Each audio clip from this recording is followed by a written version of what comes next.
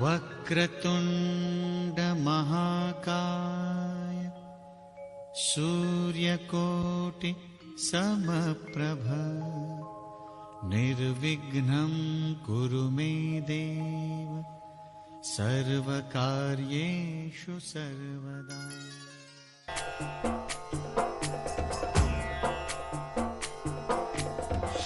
लाल चढ़ायो अच्छा गजमुख को, धूंधिल लाल विराजे सुत गौरी हर को, हाथ लिए गुड़ लड्डू साई सुरवर को, महिमा कहे न जाए लाग कहूं पद को। जय देव जय देव जय जय जी गणराज विद्या सुखदाता, कन्या कुमारो दर्शन मेरा मन रमता। जय देव जय देव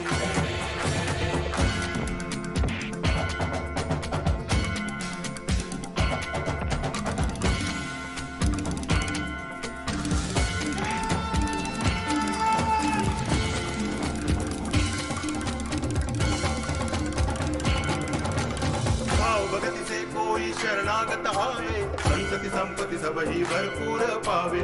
ऐसे तुम महाराज को अति भावे, गोसावी नंदन निज दिल गुण गावे। जय देव जय देव जय जय जी गणराज विद्या सुखदाता, धन्य तुम्हारो दर्शन मेरा मन रमता।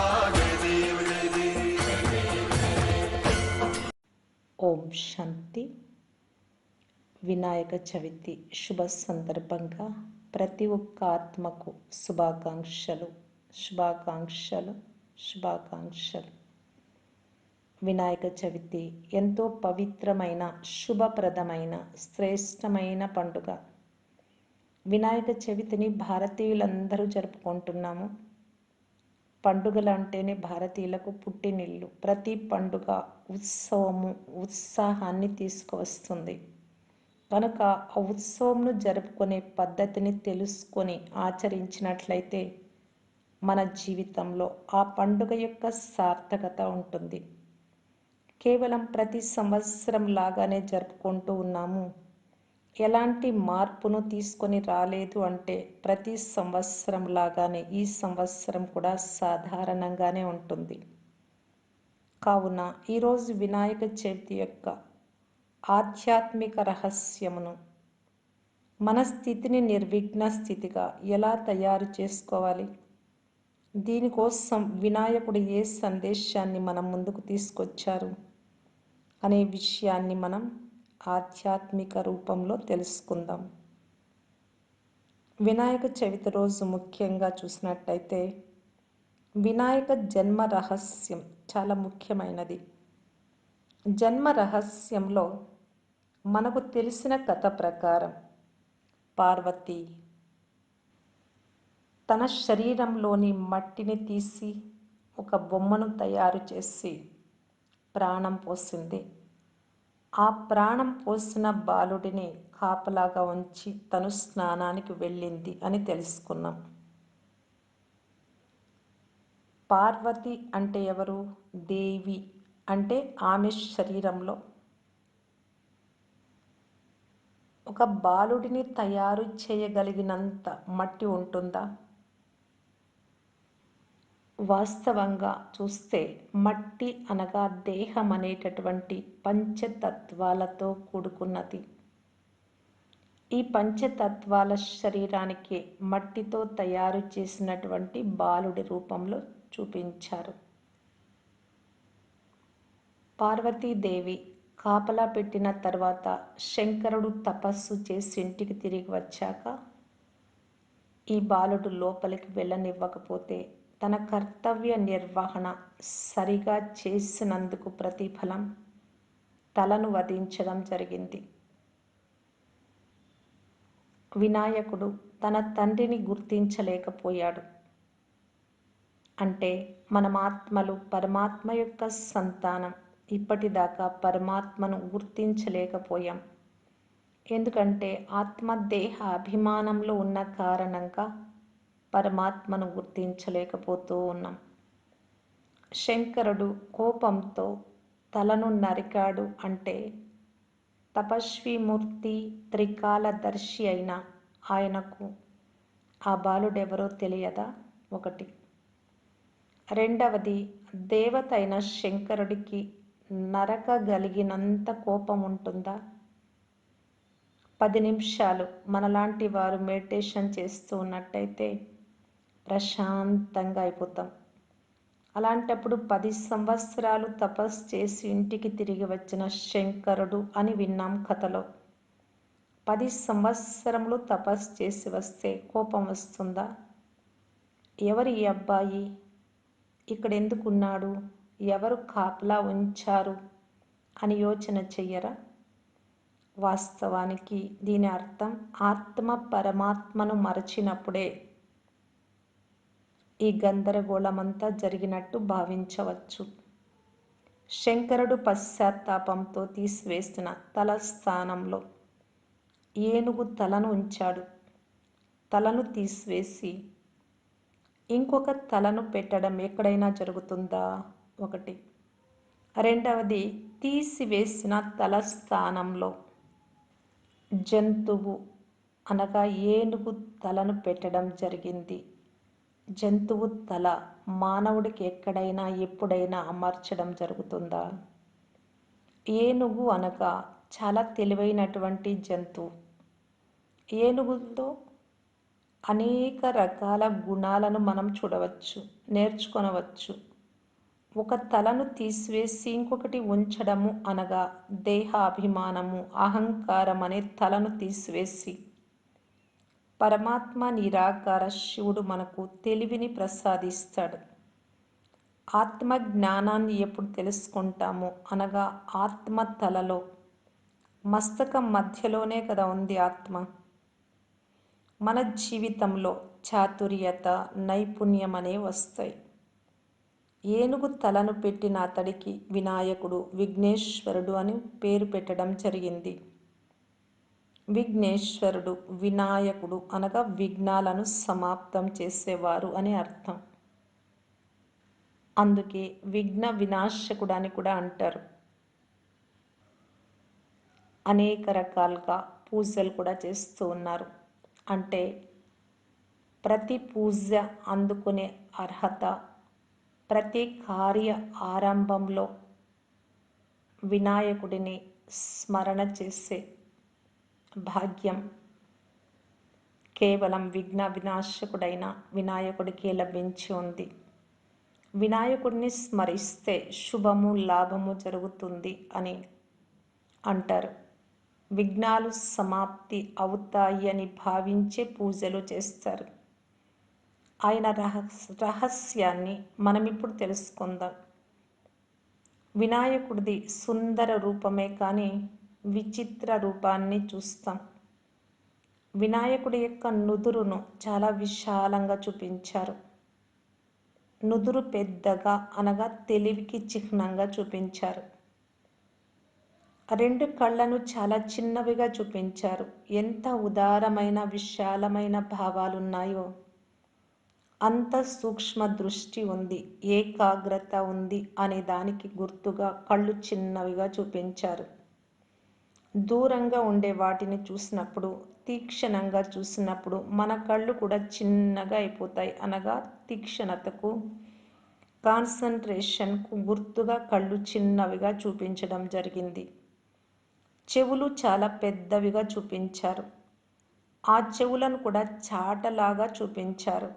చాటతో మనము చెరిగినప్పుడు ఏవి అవసరమో అవి చాటలో నిలుస్తాయి. అవసరం లేనటువంటివి, పొట్టు లాంటివన్నింటినీ బయటకు తోసేసేది చాట అంటే. చెవులు చాటలాగా చూపించడంలో అర్థం ఏది అవసరమో, ఉపయోగమో దానిని మాత్రమే వినడం అనగా లోపలికి తీసుకోవడం. మనం వినేది అంతా మన బుద్ధిలోకి వెళ్తుంది. అనవసరమైనవి, పనికి రానివి, వ్యర్థమైనవి, గతించిన వాటినన్నింటినీ తీసివేసి అవసరమైన, పనికొచ్చే, లాభదాయకమైన విషయాలు, ప్రజెంట్లో ఉండే విషయాలను తీసుకోవడానికి గుర్తుగా చెవులు చాటలలాగా చూపించారు. చెవులైతే చాటలాగా చూపించారు కానీ నోరు చిన్నదిగా చూపించారు. 2 చెవులు, 1 నోరు అంటే వినడం అధికంగా ఉండాలి. కానీ మాట్లాడడం తక్కువగా మాట్లాడాలి అని. ప్రతి మనిషికి 2 చెవులు, ఒక నోరు చూపిస్తారు.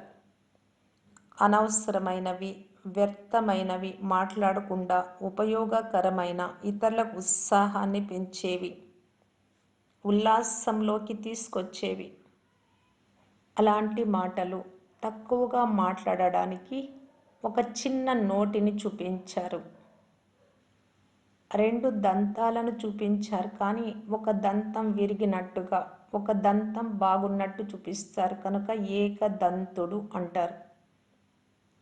ఎందుకు అంటే ఈ ప్రపంచంలో ఈనాడు అనేక రకాలైన ద్వంద్వాలు ఉన్నాయి. ఏకత, ఐక్యత అనేదే లేదు. భిన్న భిన్న అభిప్రాయాలు, భిన్న భిన్న పద్ధతులు. ఈ కారణంగానే ఐక్యత కొరవడిన కారణంగా ఇన్ని గలాటాలు, యుద్ధాలు మొదలైనవన్నీ జరుగుతూ ఉన్నాయి. రకరకాల అభిప్రాయాలన్నింటినీ తొలగించి ఒక్కటిగా చేసేటటువంటి డెసిషన్ తీసుకున్న దానికి గుర్తుగా ఏకదంతుడు అని, ఏకతకు గుర్తుగా ఒకే దంతాన్ని చూపించారు. ఇక నెక్స్ట్ చూసినట్లయితే విచిత్రమైనటువంటి తొండం. ఈ తొండము అనేది ఏనుగుకు చాలా ముఖ్యమైనటువంటి అంగం. తొండం పవర్ఫుల్గా ఉండే ఒక ఆయుధం లాంటిది. ఈ తొండంతో 2 రకాలుగా ఉపయోగాలు ఉన్నాయి. ఒకటైతే ఈ తొండంతో ఏనుగు పెద్ద పెద్ద మహావృక్షాలను కూడా పెకలించి వేయగలదు. అలాగే రెండవది, తొండంతో అప్పుడే జన్మించిన చిన్న పాపను కూడా జాగ్రత్తగా పైకెత్తుకోగలదు. అంటే ఎలాంటి విషయాలనైనా కానీ బ్యాలెన్స్ చేసేటటువంటి మనస్తత్వం, అంటే చాలా పెద్ద పరిస్థితినైనా, అతి సూక్ష్మ పరిస్థితినైనా కానీ దానిని మనం ఏ విధంగా ఎదుర్కోవాలి అనేటటువంటి దానిని మనం అర్థం చేసుకోవడానికి తొండాన్ని చూపిస్తారు. ఈనాటి మానవుడికి చాలా ముఖ్యమైన, అవసరమైన విషయం ఇది. చిన్న పరిస్థితి కానీ, పెద్ద పరిస్థితి కానీ, ఎక్కడ మనం సాఫ్ట్గా, స్వీట్గా ఉండాలి, అదేవిధంగా ఏ విషయంలో స్ట్రాంగ్గా, దృఢంగా ఉండాలి అనేది యోచన చేసి ఆ విధంగా నడుచుకోవాలి. వృక్షాన్ని పెకలించడానికి చాలా శక్తి అవసరం. అంటే మన లోపలి మనస్తత్వంలో స్ట్రెంగ్త్ ఉండాలి, డిటర్మినేషన్, దృఢత్వం అనేది ఉండాలి. మనలో ఎంత సాఫ్ట్నెస్, స్వీట్నెస్ ఉండాలి అంటే మనం కర్మలు చేసేటప్పుడు అవన్నీ మనలో ప్రతిబింబించాలి. అంటే ఈ రెండింటి బ్యాలెన్స్ చేసేదానికి గుర్తుగా తొండం చూపించడం జరిగింది. మరి ఉదరాన్ని, పొట్టను చూసినట్టయితే వినాయకుడికి మరి ఒక పేరు లంబోదరుడు అంటారు. లంబ ప్లస్ ఉదరుడు. లంబ అనగా చాలా పెద్ద ఉదరం కలవాడు అని అర్థం. అంత పెద్ద పొట్టనెందుకు చూపించారు? వాస్తవంగా చూసినట్లయితే ఎంతో విశాల హృదయం కలిగినవాడు. ఎన్ని విషయాలనైనా పెద్ద మనస్సు, ఉదారమైన మనస్సుతో లోపలే ఇముడ్చుకున్నందుకు గుర్తుగా అలా చూపించారు. ఈనాడు కూడా ఎవరైనా చాలా పెద్ద విషయాలను లోపలే ఉంచుకుంటే వీరిది చాలా పెద్ద విశాలమైన హృదయము అంటారు. ఒకవేళ ఎవరైనా చిన్న విషయాన్నైనా మనస్సులో ఉంచుకోలేక అనడము, వెంటనే చెప్పడము జరిగితే వీరి కడుపులో ఏది దాగదు, ఉంచుకోలేరు, అనగా ఏది దాగదు అని అంటారు. నేను చెప్పిన విషయాన్ని నీ కడుపులో పెట్టుకో, ఇంకెవ్వరికి చెప్పకు అని నా కడుపులో పెట్టుకొని చూసుకున్నాను వారిని అని అంటూ ఉంటారు. అంటే పెద్ద మనస్సు, విశాలతకు గుర్తుగా. పరిస్థితులన్నింటినీ కూడా బయటకు వ్యక్తం చేయకుండా లోపలే మింగేసే స్వభావం ఎవరికైతే ఉంటుందో వారిని వినాయకుడి పొట్టలాగా చూపిస్తారు. ఇక వినాయకుడికి చతుర్భుజాలు 4 భుజాలు చూపిస్తూ ఆ 4 చేతులలో 4 అలంకారాలను చూపిస్తారు. 4 అలంకారాలకు చాలా మహిమ ఉంది. ఒక చేతిలో పాశాన్ని అనగా త్రాడును చూపిస్తారు. రెండవ చేతిలో గొడ్డలిని చూపిస్తారు. ఈ రెండు విరుద్ధమైన వస్తువులు. తాడు అంటే బంధించేది. ప్రేమ పాశముతో నిన్ను బంధిస్తున్నాను అని కూడా అంటూ ఉంటారు. రెండవది గొడ్డలి అంటే తెంచే సాధనం. అంటే మన జీవితంలో అవగుణాలను, బలహీనతలను, వికారాలను, అనేక బంధనాలను వీటన్నింటినీ తెంచడానికి గుర్తుగా వినాయకుడి చేతిలో గొడ్డలిని చూపిస్తారు. అన్నింటినీ నరికేయాలి అనగా సమాప్తం చేసేయాలి. ఇంకొకటి పాశం అంటే భగవంతుడి ప్రేమలో మనల్ని మనం బంధించుకోవాలి. అంటే ముఖ్యంగా మన జీవితంలో కొన్ని నియమాలు, పద్ధతులు, మర్యాదలు, కట్టుబాట్లు ఉన్నాయి. ఇవన్నీ ఏం చేస్తాయి అంటే మన జీవితాన్ని చాలా స్మూత్గా, సాఫ్ట్గా ముందుకు వెళ్ళడానికి ఆస్కారం ఇస్తాయి. మూడవ చేతిలో అందరికి ఇష్టమైన లడ్డు లేక ఉండ్రాళ్లను చూపిస్తారు. భగవంతుడు ఏమంటారు అంటే ఆ లడ్డు లేక ఉండ్రాళ్ళు చాలా స్వీట్గా, మధురంగా ఉంటాయి. మీరు కూడా అలా స్వీట్గా, మధురంగా కావాలి అంటారు. అంటే చాలా విషయాలకు మనం కష్టపడాల్సి వస్తుంది. ఇప్పుడు లడ్డూను, ఉండ్రాళ్ళను చేయడానికి కూడా కొద్దిగా కష్టపడాల్సి వస్తుంది. మరి మన జీవితాన్ని కూడా మధురంగా చేసుకోవాలి అంటే కొంచెం కష్టపడాలి. స్వీట్గా తయారు చేసుకోవడానికి ఆ లడ్డును తయారు చేయడానికి కొంచెం కష్టపడ్డా అది తింటే ఎంత బాగా మధురంగా అనిపిస్తుందో. మనకే కాకుండా ఎవరికి మనము పంచుతామో వారి నోరంతా కూడా మధురంగా ఉంటుంది.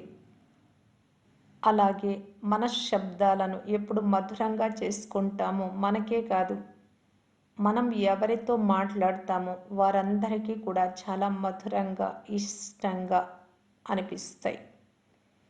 అందుకు గుర్తు మీరు కూడా స్వీట్నెస్తో ఉండాలి, మధురంగా మాట్లాడాలి అనే దానికి గుర్తే చూపిస్తారు.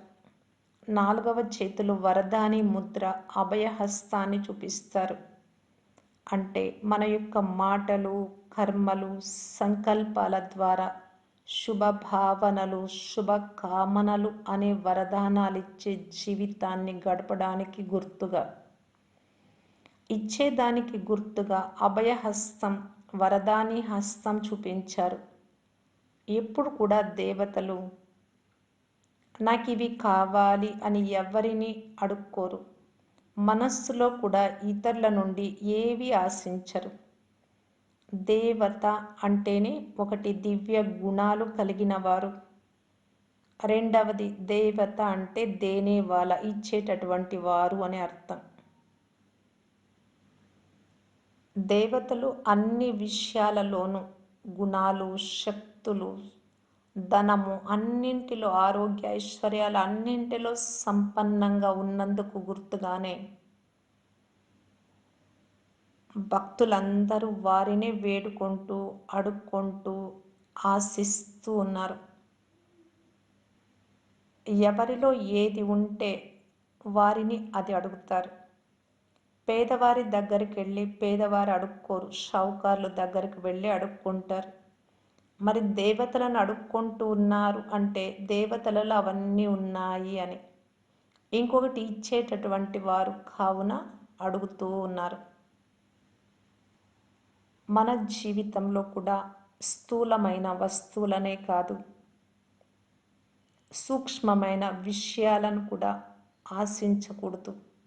నాకు మర్యాద కావాలి, మంచి పేరు రావాలి,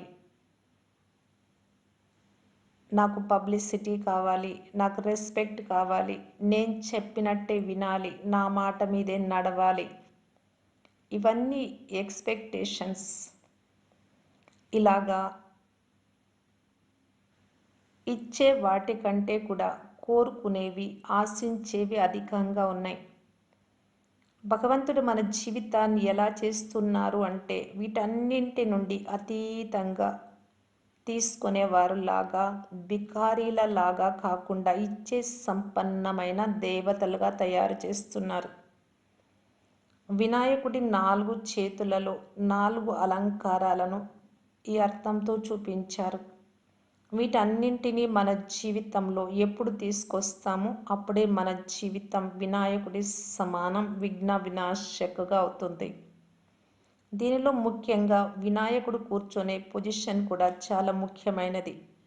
ఒక కాలు నేలకు తాకుతూ ఉంది, రెండవ కాలు కొద్దిగా పైన ఉన్నట్టు నేలకు అంటనట్టు చూపిస్తారు. అనగా ఈ ప్రపంచ భవబంధనాలలో ఉన్నప్పటికీ వీటన్నింటికి అతీతంగా డిటాచ్డ్గా ఉన్నందుకు, అంటే అంటి ముట్టనట్టు ఉండడానికి గుర్తుగా కొద్దిగా పాదం పైన ఉన్నట్టు చూపిస్తారు. ఒక కాలు క్రింద స్థిరంగా ఉంది, రెండవ కాలు తాకనట్టు ఉంది.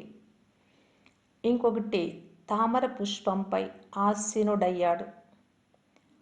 తామర పుష్పం మీద ఎవ్వరూ కూర్చోలేరు, కూర్చుంటే నలిగిపోతుంది. కానీ మనం చూసినట్టయితే చిత్రాలలో చాలా ఫ్రెష్గా ఉన్నట్టు చూపిస్తారు. కమల పుష్పం యొక్క యథార్థ అర్థం ఏంటి అంటే, కమలం జన్మించేది మట్టిలోనే, దాని జన్మస్థానం బురదనే. కానీ బురదలో పుడుతుంది, బురదలో పెరుగుతుంది. కానీ బురదకు నీటికి అతీతంగా ఆకర్షణీయంగా ఉంటుంది. నా జన్మస్థానం మట్టి కదా అని మట్టిలోనే కూరుకునింటే ఎవ్వరూ ఇష్టపడరు. అన్నింటి నుండి అతీతంగా ఉంది కాబట్టి అందరూ ఇష్టపడుతున్నారు. మనం కూడా సంసారం అనే బురదలో, ఈ బంధనాలలో చిక్కుకోకుండా ఎల్లప్పుడూ అతీతంగా తేలికగా పైకి ఎగురుతూ ఉన్నట్టుగా ఆయన కూర్చున్న పొజిషన్ను చూపిస్తారు. దేహ అభిమానం అనే మట్టి నుండి, వికారాల నుండి భిన్నంగా ఉండి భగవంతుడి మరియు జగత్తుకు అంతటికీ ప్రియంగా ఉండి దేవతలు కాగలిగారు అన్నందుకు గుర్తుగా వినాయకుడు పద్మంలో కూర్చున్నట్టు చూపిస్తారు. పద్మాసనధారి అంటారు. ఇక వినాయకుడికి సిద్ధి, బుద్ధి, 2 పత్నులు ఉన్నట్టు చూపిస్తారు. వాస్తవానికి 2 భార్యలు సదా సాథీలుగా జతలో ఉన్నారు. అనగా మనకు దివ్యమైన బుద్ధి అనేది ఈశ్వరుడు ఇచ్చినటువంటి వరం.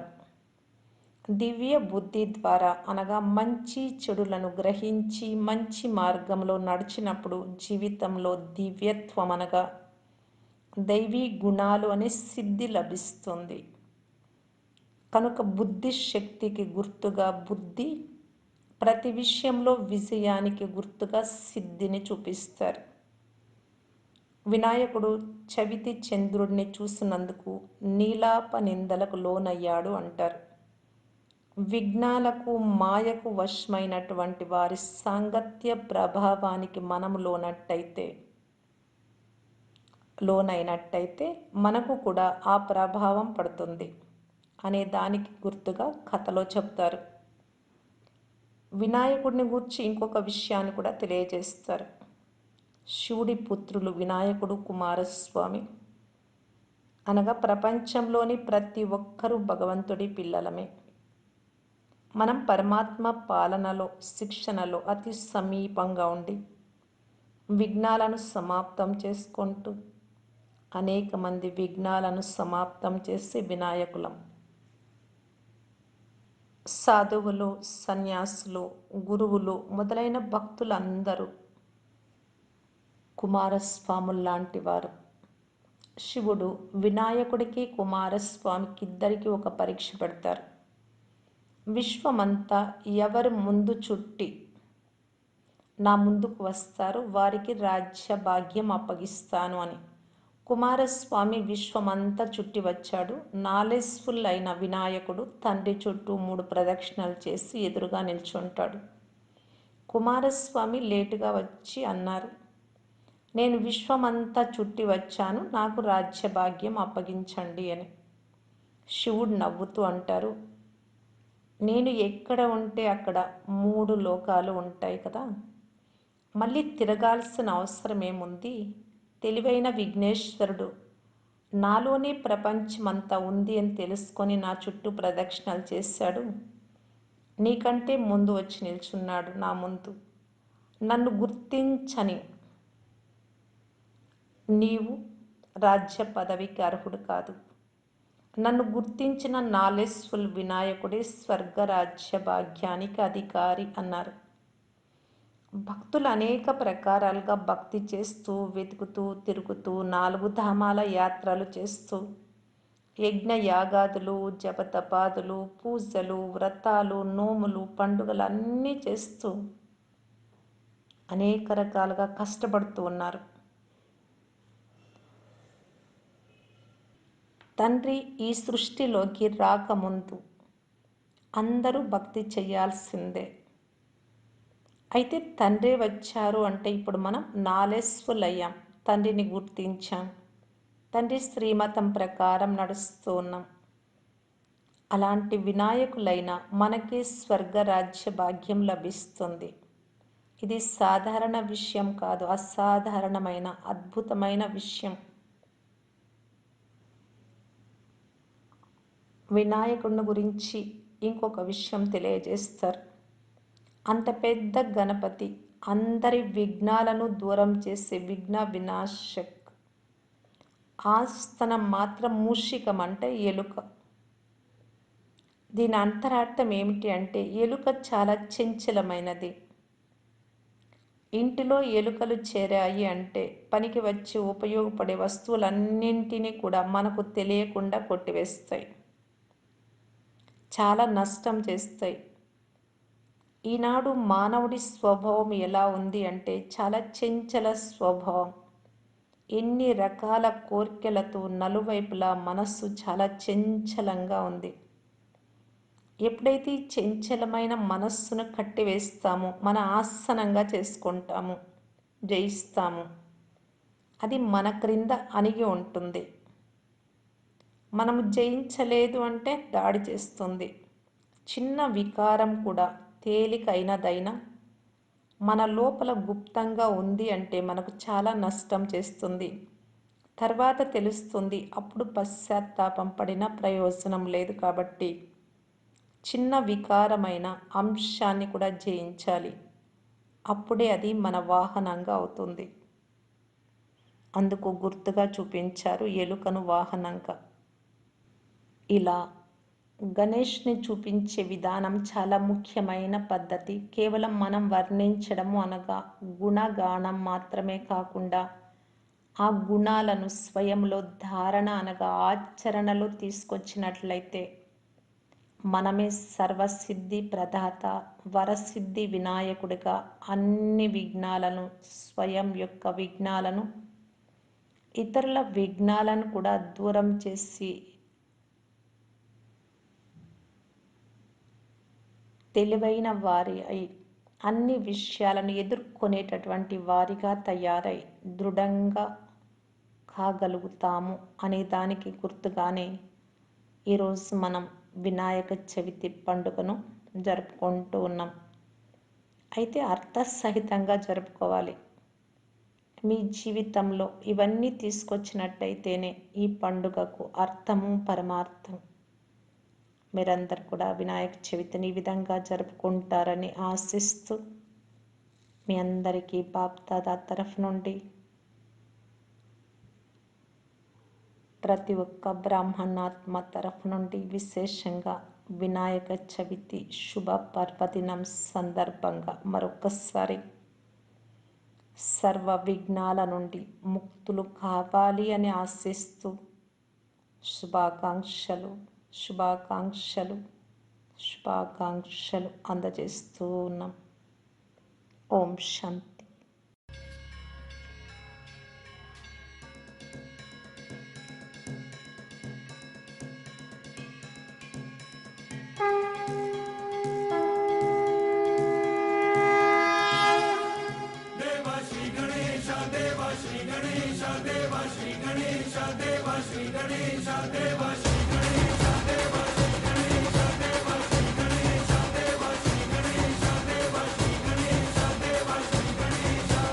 ज्वाला सी जलती है आंखों में जिसके भी दिल में तेरा नाम है। परवाही क्या उसका आरंभ कैसा है और कैसा परिणाम है। धरती अंबर सितारे है उसकी नजरें उतारे, डर भी उससे डरा रहे जिसकी रखवाली यारे। करता साया तेरा देवा श्री गणेश देवा श्री गणेश देवा श्री गणेश देवा श्री गणेश देवा श्री गणेश देवा श्री गणेश देवा श्री गणेश देवा श्री गणेश।